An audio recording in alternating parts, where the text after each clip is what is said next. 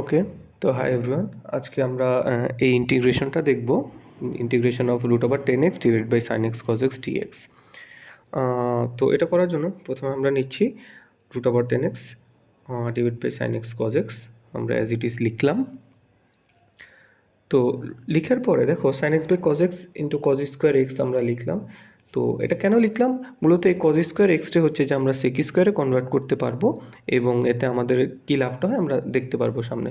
তো লিখলাম root over 10x and sine X cos এক্সটা আমরা 10x লিখতে পারি অ্যান্ড কজ স্কোয়ারে অ্যাজ ইট ইজ আমরা লিখে দিলাম।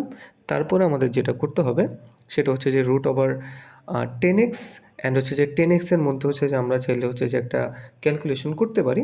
তো সেই ক্যালকুলেশনটা হচ্ছে যে আমরা করবো root over 10x and 10x এর মধ্যে, অ্যান্ড কজ স্কোয়ার এক্সের মধ্যে হচ্ছে যে আমরা 1/cos স্কোয়ার হিসেবে কল্পনা করতে পারি অ্যান্ড ক্যালকুলেশন করতে পারি। দেখো, তো আমরা ক্যালকুলেশনের সুবিধার্থে আমরা দুইটা টার্মকে হচ্ছে আলাদা করে লিখছি, root over 10x divide by root over 10x whole square, অর্থাৎ 10xরে আমরা root over 10x whole square আকারে লিখলাম। এরপরে আমরা কজ স্কোয়ারে হচ্ছে যে 1/cos স্কোয়ার এক্স আকারে লিখলাম, অ্যান্ড এগুলো সবগুলোর মধ্যে হচ্ছে যে ডিএক্স ছিল, তো আমি ডিএক্সগুলো হচ্ছে যে লিখে দিচ্ছি। আচ্ছা, তো তারপরে আমরা যেটা করবো এখানে কাটাকাটিটা আমরা করে নেব রুট ওভার 10x এর জায়গায়, আর রুট ওভার 10x দ্বারা কাটলে 1/root over 10x and 1/cos square x আসবে কি সেক স্কোয়ার এক্স ডিএক্স। ওকে, তো এখন দেখো 10x এর ইন্টিগ্রেশন হচ্ছে সেক স্কোয়ার এক্স। তো আমরা যেটা করব, আমরা অপর স্লাইডে চলে যাই।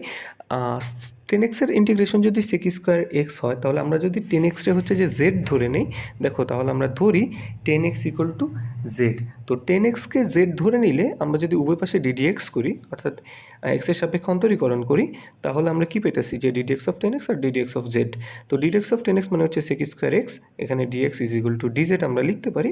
সো আমাদের পরবর্তীতে আমরা দেখো 10x এর পরিবর্তে আমরা সেক স্কোয়ার এক্সের পরিবর্তে হচ্ছে যে আমরা যেটা লিখতে পারি, সেক স্কোয়ারের পরিবর্তে আমরা লিখতে পারি ডিজেড, অ্যান্ড 10x আমরা জেড ধরে নিয়েছিলাম, 10x এর পরিবর্তে আমরা জেড লিখতে পারি।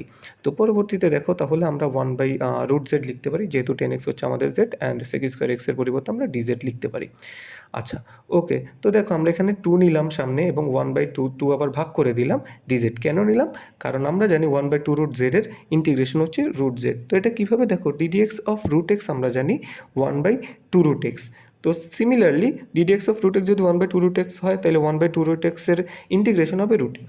তো আমরা জাস্ট জেডের ভ্যালুটা বসাই দিই, তাহলে আমাদের ইন্টিগ্রেশন শেষ।